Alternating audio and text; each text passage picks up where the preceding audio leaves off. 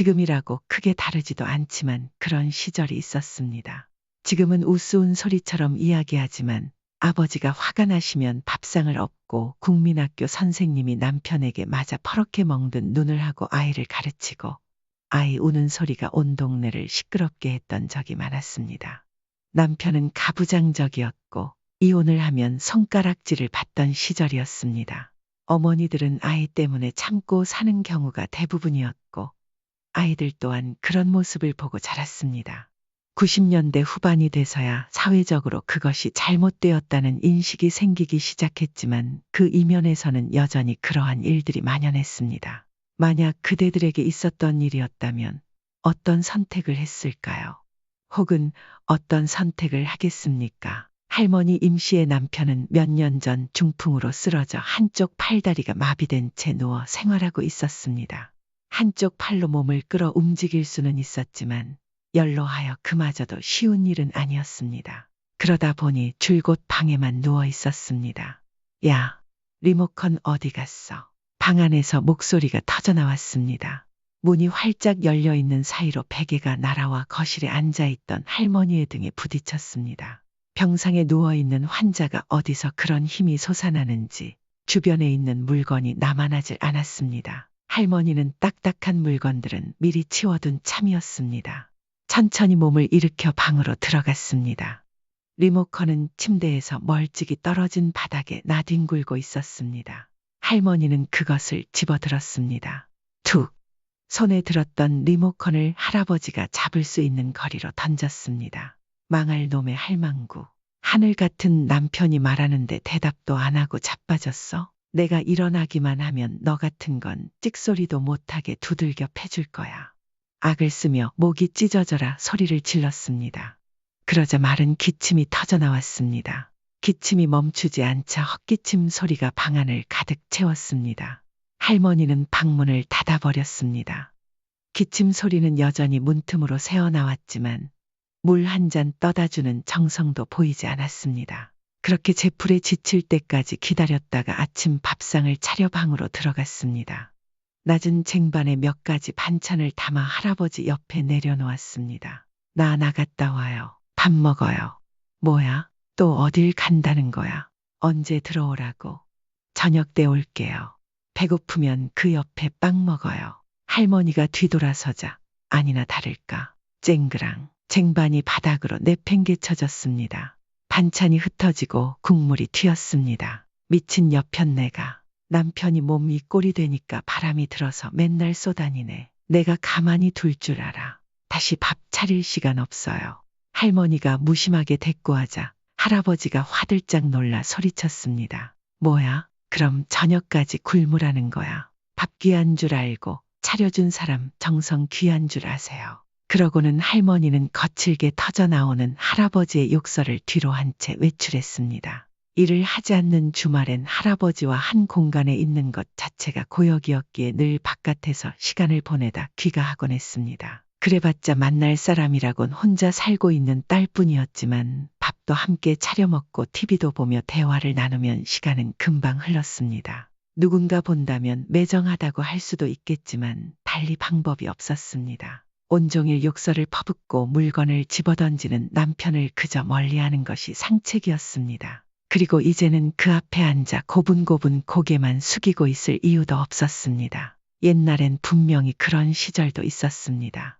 남편의 한마디에 벌벌 떨고 발소리에 재떨이가 날아올까봐 뒤꿈치를 들고 살금살금 걷던 그런 시절 말입니다. 할머니는 버스를 타고 딸에게 가는 길에 그 옛날의 기억을 떠올렸습니다. 할머니 임씨는 가난한 집에서 태어나 국민학교를 겨우 졸업하고 생업에 뛰어들었습니다. 그리고 20대 초반이 되어 동네 사람의 중매로 남편을 만나게 되었습니다. 남편은 도축업을 하였고 홀어머니를 모시고 살았습니다. 아주 여유로운 집안은 아니었지만 순박해 보이는 인상과 성실함 하나만 보고 결혼을 결심했습니다. 나이 차이가 꽤 났지만 결혼 초반에는 남편이 임씨를 꽤나 아꼈습니다. 시어머니도 새아가 하며 예뻐했습니다. 그러나 몇 년 뒤 출산을 하면서 모든 것이 시작되었습니다. 그러게 내가 부적 잘 가지고 다니라고 했지. 시어머니의 날카로운 목소리가 방 안을 찔렀습니다.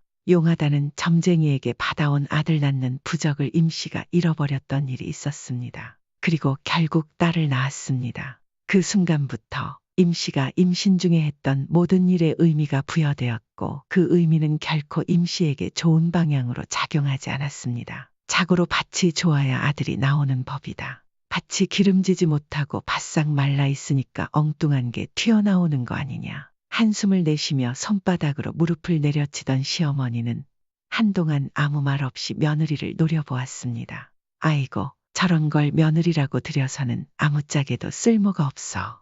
죄송해요, 어머니. 그렇게 죄송하면 빨리 둘 가질 생각이나 해라.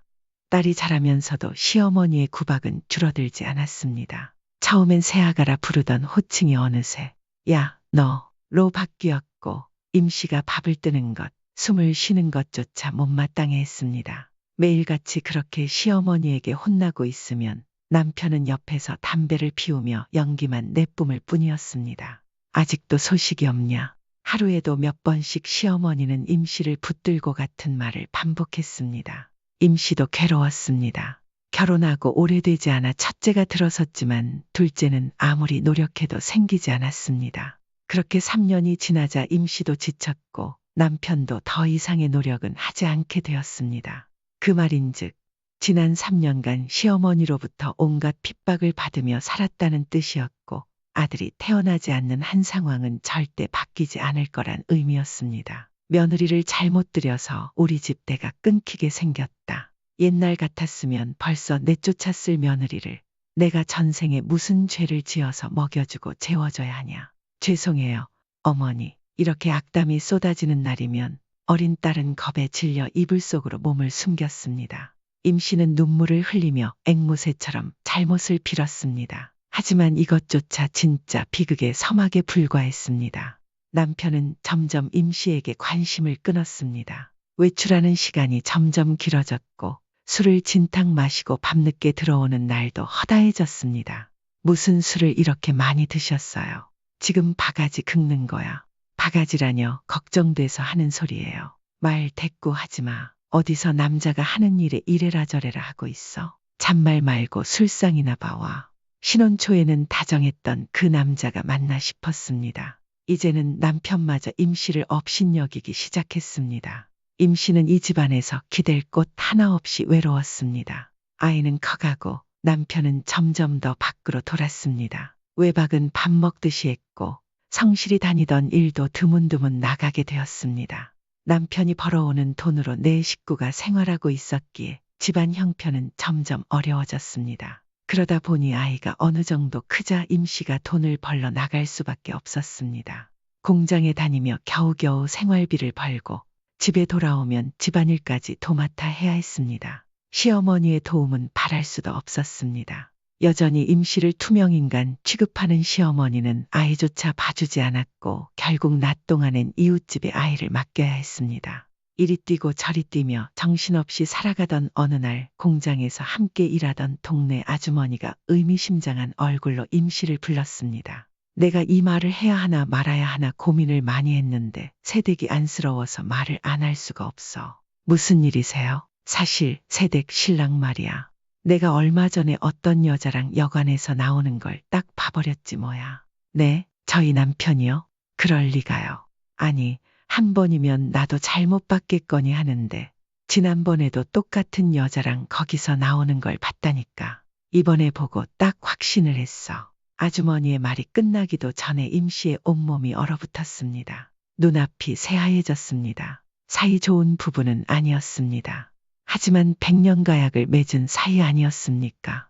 그리고 아이의 아버지이기도 했습니다. 아들을 낳지 못한 죄로 구박받으며 살아왔지만 그래도 부부로서의 정은 있다고 믿었습니다. 믿고 싶지 않았습니다.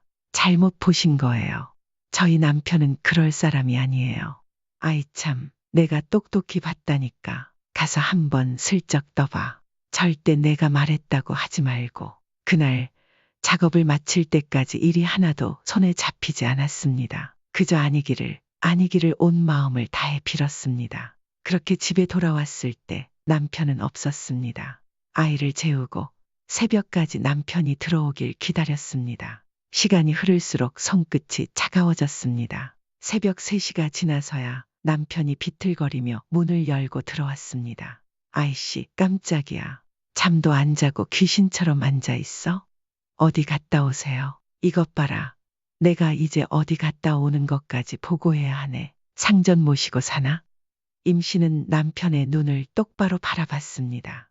혹시 당신 여자 만나고 왔어요? 양말을 벗던 남편의 손이 멈췄습니다. 잠시 적막 그리고 날카로운 시선이 그녀를 향했습니다. 이게 무슨 개소리야? 동네 사람한테 들었어요. 당신 여관에서 나오는 거 봤다고. 남편의 표정이 싸늘하게 변했습니다. 어디서 이상한 소리를 듣고 와서는 이 새벽에 남편을 잡아. 아니죠? 아니라고 말해요. 임 씨는 남편의 바지춤을 붙잡고 애타게 물었습니다. 이 여편네가 미쳤나? 남편은 거칠게 발을 휘둘렀습니다. 벅! 임 씨는 힘없이 바닥으로 나뒹굴었습니다. 몸이 방바닥을 굴렀습니다. 이게 보자 하니까 남편 알기를 똥으로 하네. 남편은 비틀거리며 그녀를 내려다봤습니다. 여자를 만났으면 뭐 어쩔 건데. 아들도 못 낳는 게 여태 데리고 살아주는 것만으로도 고맙습니다 해야지. 바가지를 긁긴 아주 남이 하는 짓 다 하고 살아라. 확 딸년이랑 같이 내쫓아 버리기 전에 딸과 함께 내쫓겠다는 말에 임 씨는 남편을 노려보았습니다. 시집와서 처음으로 큰 소리를 내본 순간이었습니다. 나 혼자 낳은 게 아니고 당신 딸이기도 하잖아요. 요즘 세상 참 좋아졌다. 옛날엔 말 안 듣는 마누라 어떻게 정신 차리게 했는 줄 알아. 남편의 말이 끝나기도 전에 발길질이 날아왔습니다. 벅! 매를 맞아야 정신을 차리지. 한마디 끝날 때마다 발이 날아왔습니다. 남편은 제대로 서 있지도 못하고 비틀거리면서도 때리는 손과 발을 멈추지 않았습니다. 임 씨는 웅크린 채 신음을 흘렸습니다. 태어나 처음 겪는 물리적인 폭력. 눈앞에 별이 번쩍거렸고 귀에서는 아무 소리도 들리지 않았습니다. 명치를 잘못 맞았는지 숨이 꺾여 넘어갔습니다. 가쁜 숨을 몰아쉬며 몸을 움켜쥐었지만 남편의 분노는 가라앉지 않았습니다. 남들 다 잘만 낳는 아들 하나 못 낳아서 내 팔자가 이 꼴이면 죽은 듯이 살 생각을 해야 할 거 아니야. 남편 잘못 만나서 이 정도로 끝나는 줄 알아. 에이, 열받아서 술이 다 깨려 그러네. 비틀비틀거리던 남편은 바닥에 철푸덕 쓰러졌습니다. 곧 코를 드르렁거리며 잠들었습니다. 그 곁에서 임 씨는 조용히 몸을 웅크렸습니다. 남편이 깰까 무서워 큰 소리조차 내지 못한 채 숨죽여 울었습니다. 뼈마디가 끊어지는 듯했고 온몸이 비명을 지르는 것 같았습니다. 육체적인 고통도 고통이었지만 그와 동시에 참을 수 없는 비참함이 엄습했습니다. 그저 무심한 남편이라고 생각했지만 결코 폭력을 휘두르는 사람은 아니었습니다. 그리고 무엇보다 살아오면서 이런 일이 자신에게 일어날 것이라고는 단 한 번도 생각해 본 적이 없었습니다. 한참을 울다가 정신을 차리고 딸을 바라보았습니다. 다행히 딸은 그 소란 속에서도 깨지 않고 곤히 자고 있었습니다. 몸을 조금이라도 움직일 때마다 뼈마디가 부서지는 듯한 고통이 밀려왔습니다. 하지만 이를 악물고 딸 곁으로 몸을 끌어당겼습니다. 끙끙거리며 겨우 아이 옆에 누웠습니다. 문 밖은 조용했습니다. 문지방 하나를 두고 건너방에 잠든 시어머니도 이미 잠에서 깼을 법했지만 인기척조차 없었습니다. 설령 시어머니가 알고 있었다 한들 달라질 것은 없었습니다. 1시간쯤 지났을까? 임 씨는 부스스 자리에서 일어났습니다. 몸이 아파도 새벽 일찍 아침상을 차려야만 했습니다. 몸이 불편하다고 아침상을 거르게 되면 이번엔 시어머니에게 무슨 봉변을 당할지 모를 일이었습니다. 거울을 보니 얼굴이 멍투성이었습니다. 하지만 그걸 신경 쓸 겨를도 없이 공장 출근 시간이 다가오고 있었습니다. 서둘러 밥을 지으려던 순간 달그락거리는 소리에 시어머니가 방문을 열었습니다. 됐다. 아침은 내가 차릴 테니까 넌 출근이나 해라. 의외였습니다. 시어머니가 먼저 밥을 차리겠다고 나설 줄은 몰랐습니다. 간밤에 있었던 일을 알고 있다는 뜻이겠지. 그렇다고 그녀가 며느리를 걱정한 것은 아니었습니다. 여자가 오죽 못났으면 남편이 그러겠냐? 그러면 그렇지. 역시나 남자는 다 여자하기 나름이다. 내가 잘해야 남편이 바깥으로 돌지 않는 법이야. 아들 낳으려면 남편 마음부터 잘 잡아. 결국 모든 것이 임씨의 탓이라는 결론이었습니다. 순간 문득 이런 생각이 들었습니다. 만약 임씨가 그녀의 딸이었다면 같은 말을 했을까? 아니, 어쩌면 시어머니는 자기 친딸에게도 똑같이 말했을지도 몰랐습니다. 시어머니에게 여자란 원래부터 사람이 아니었으니까. 참 아이러니했습니다. 그러는 시어머니도 여자였고 누군가의 딸이었을 텐데 울컥 다시 울음이 밀려왔습니다. 어디 아침부터 부엌에서 눈물바람이야? 정승 떨지 말고 출근이나 해라. 시어머니의 날선 말이 돌아왔습니다. 얼굴도 좀 가리고 다녀. 미련하게 남편한테 맞았다고 동네방네 소문내고 다닐 거야. 그 말을 듣고도 입도 뻥긋하지 못하는 자신을 보며 문득 생각이 들었습니다. 정말 시어머니 말처럼 미련한 걸까? 임씨는 온몸에 통증을 이끌고 공장으로 향했습니다. 하지만 그곳에서도 또 다른 시련이 기다리고 있었습니다. 많은 사람들의 시선을 견뎌야 했습니다. 누구도 대놓고 묻진 않았지만 분명 그들은 알고 있었습니다.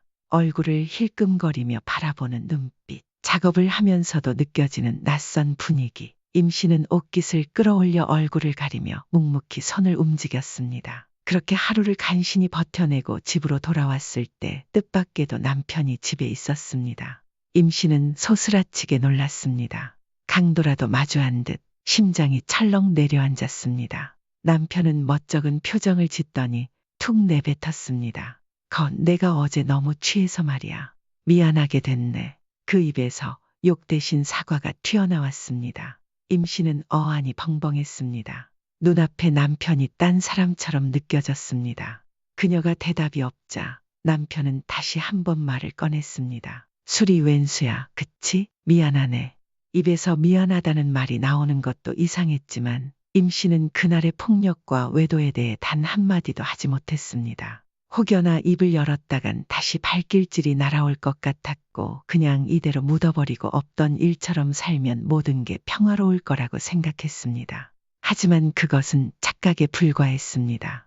그날 이후로도 남편은 종종 술을 마시고 늦게 들어왔고 그런 날이면 임씨에게 손을 올렸습니다. 처음이 어려웠을 뿐 두 번째, 세 번째부터는 때리는 사람도 맞는 사람도 익숙해졌습니다. 그리고 다음날 아침이면 남편은 변한 듯 사과를 했습니다. 마치 두 사람과 함께 사는 기분이었습니다. 그날도 그런 날이었습니다. 임씨는 국민학생이 된 딸과 함께 잠이 들었고 밤늦게 술에 취한 남편이 들어와 그녀를 흔들어 깨웠습니다. 이 여편네는 남편이 들어오는지 안 들어오는지도 확인도 안 하고 맨날 찾아고 있네. 무언가 무겁게 등이 내리찍혔습니다. 임씨는 화들짝 놀라 몸을 일으켰습니다. 그녀의 옆에는 나무 목침이 나뒹굴고 있었습니다. 남편이 그것을 다시 집어들었습니다. 휙! 목침이 그녀를 향해 날아왔습니다. 얼른 일어나서 술상이나 봐와. 임씨는 또다시 무언가 날아올까 싶어 부랴부랴 부엌으로 뛰어갔습니다. 술상을 차려 방으로 가져오고 방 한구석에서 숨죽인 채 웅크렸습니다.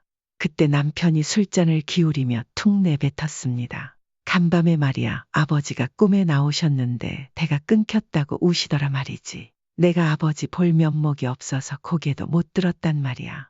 남편의 시선이 그녀에게로 향했습니다. 쓸모없는 딸년 하나 낳고 내가 하는 게 뭐가 있냐? 쓸모없다. 임씨는 손을 꼭 움켜쥐었습니다. 그녀는 누구보다도 열심히 일하고 있었습니다. 남편은 일도 내팽개치고 돌아다니기 바빴고 시어머니는 손 하나 까딱하지 않았습니다. 그럼에도 불구하고 온 식구를 먹여 살리고 아이를 키우고 집안일까지 해내는 건 오직 그녀뿐이었습니다. 하지만 남편의 입에서는 끝없는 비난만이 흘러나왔습니다. 이야기 다듬기 요청. 저건 학교도 보내지 말고 그냥 일이나 시켜.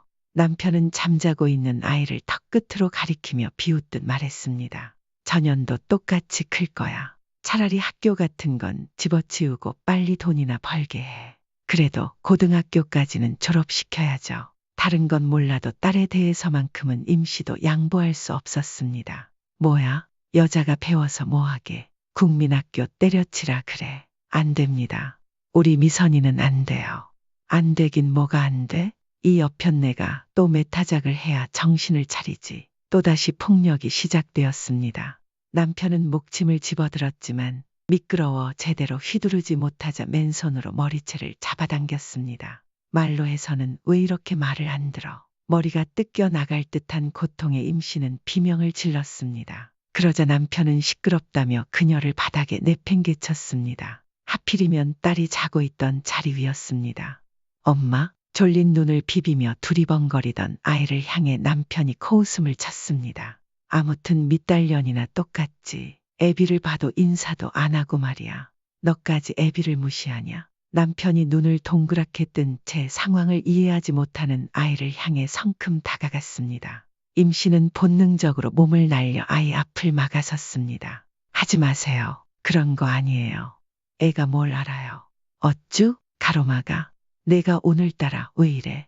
애비가 딸년 교육도 못 시키냐? 제발 하지 마세요. 임씨는 간절하게 두 손을 모았지만 남편의 얼굴에는 조소가 가득했습니다. 그래, 너 오늘 날 잘 잡았다. 남편은 아이가 보는 앞에서 또다시 손을 들었습니다. 손바닥이 휘둘러지는 순간 아이가 비로소 사태를 깨닫고 울음을 터뜨렸습니다. 임씨는 아이의 귀를 막아주며 감싸 안았습니다. 그러나 남편의 발길질이 이어졌습니다. 한 번, 두 번, 세 번. 임씨는 그대로 몸을 웅크린 채 맞았습니다. 꿈쩍도 하지 않는 그녀의 모습에 남편은 더욱 열이 받았습니다. 발길질로도 성이 풀리지 않는지 주위를 두리번거리다 마땅한 것이 보이지 않자 결국 밥상을 엎었습니다. 그리곤 그대로 들어올렸습니다. 임씨가 고개를 들었을 때 남편은 그대로 그녀의 머리 위로 밥상을 내리쳤습니다.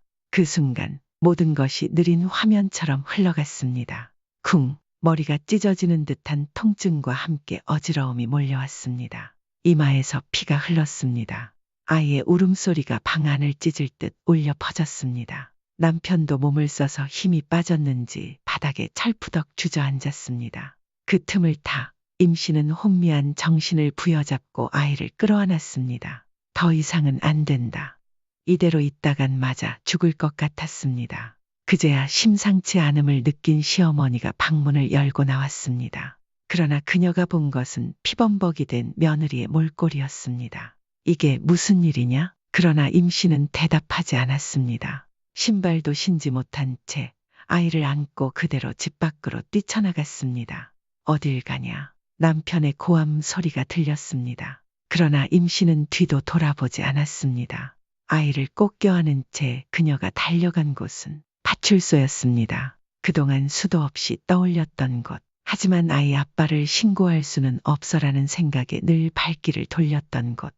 절뚝거리며 문을 밀고 들어갔을 때 경찰이 임씨를 보며 놀란 얼굴을 했습니다. 아니, 이게 무슨 일이에요?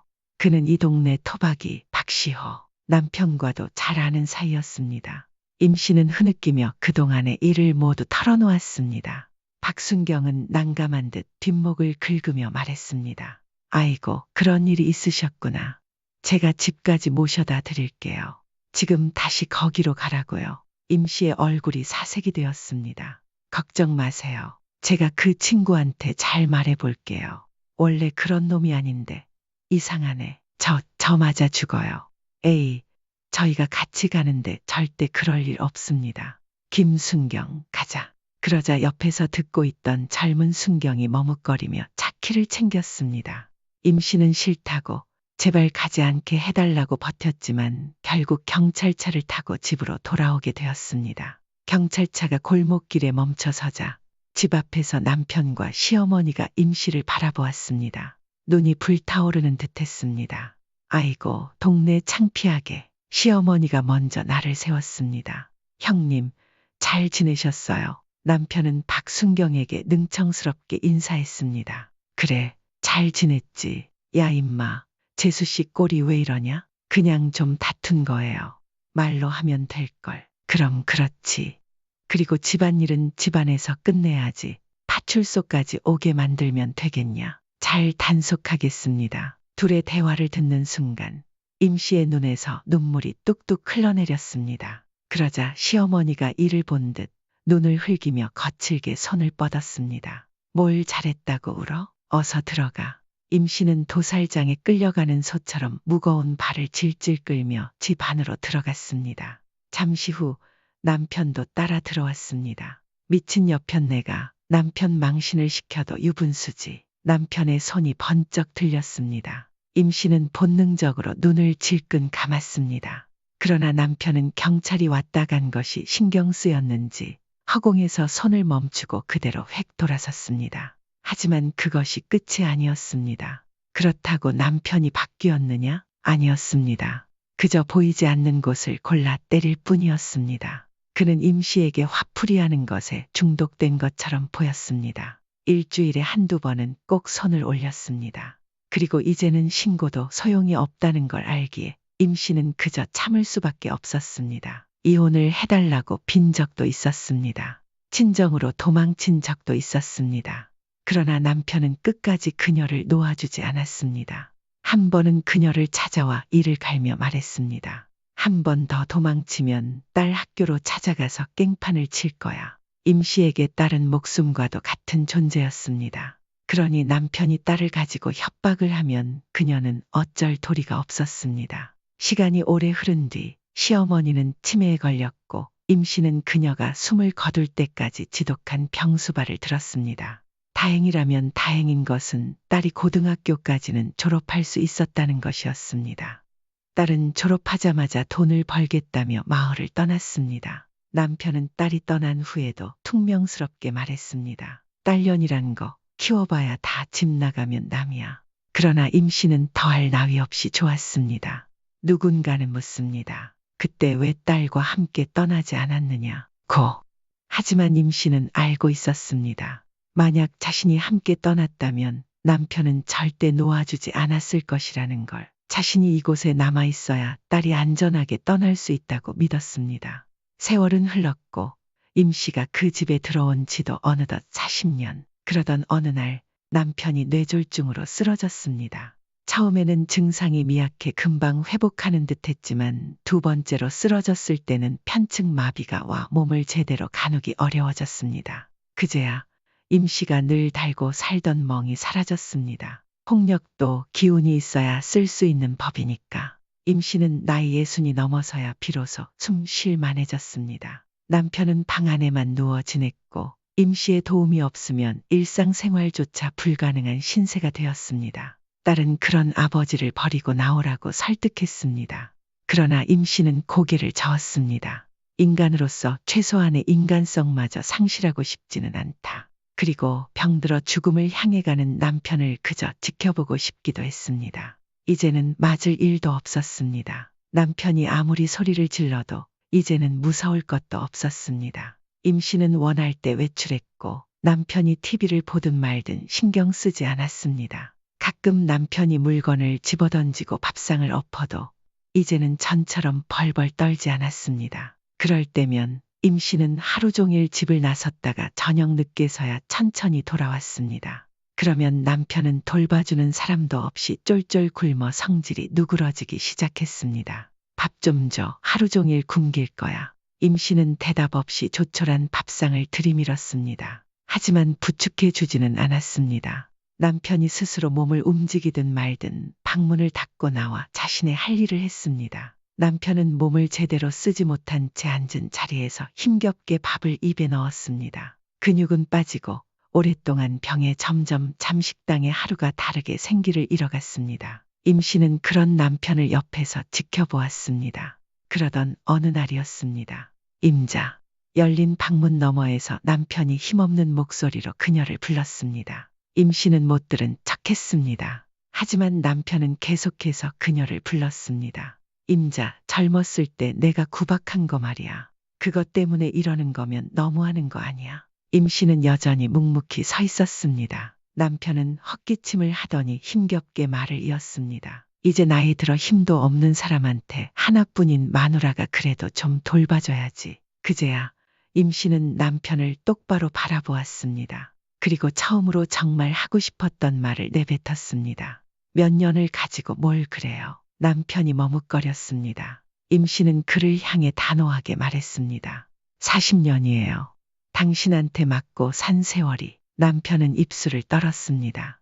그땐 내가 미안했어. 젊은 치기에 그랬던 거야. 나도 지금은 후회해.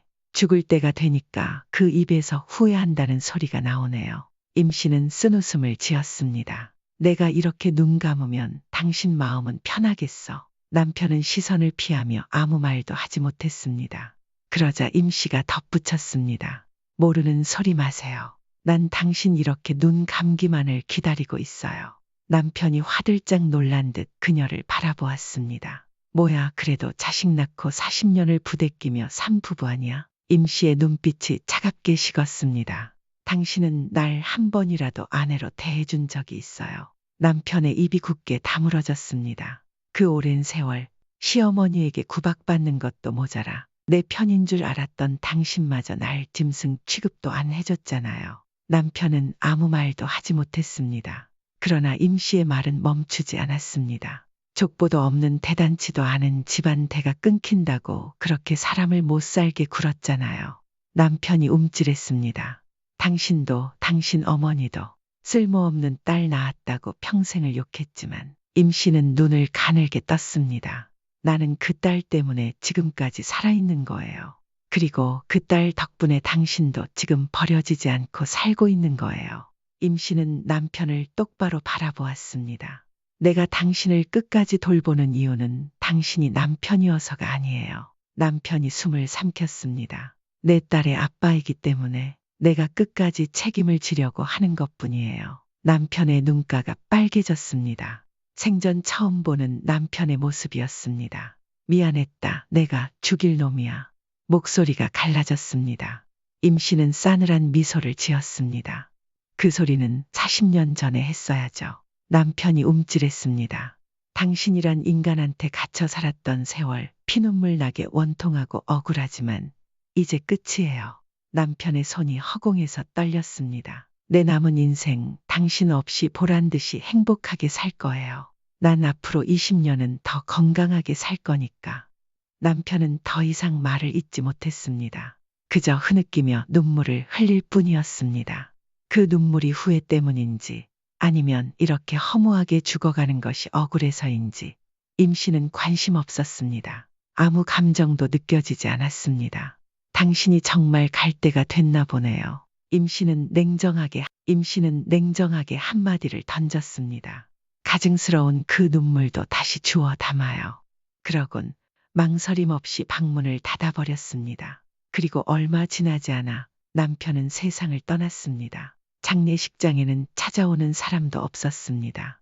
그저 임 씨와 딸만이 영정 앞에 앉아 있었습니다. 그래도 아버지인데 가시는 길에 인사라도 해라. 임 씨는 조용히 말했습니다. 하지만 딸은 단호하게 고개를 저었습니다. 난 아버지 없어. 목소리는 흔들림이 없었습니다. 임 씨는 딸을 바라보며 고개를 끄덕였습니다. 이제 그 집 정리하고 나랑 같이 살아. 딸은 결혼을 하지 않았습니다. 비정상적인 아버지 밑에서 자라면서 평생 결혼하지 않겠다고 결심했기 때문이었습니다. 그렇게 40이 넘도록 혼자 살아왔습니다. 그러자 딸이 조용히 말했습니다. 그래, 그러자. 그제야 임 씨의 눈가가 살짝 떨렸습니다. 나 때문에 엄마가 그 집에서 힘들게 버틴 거 알아. 엄마 인생 이제부터 시작이야.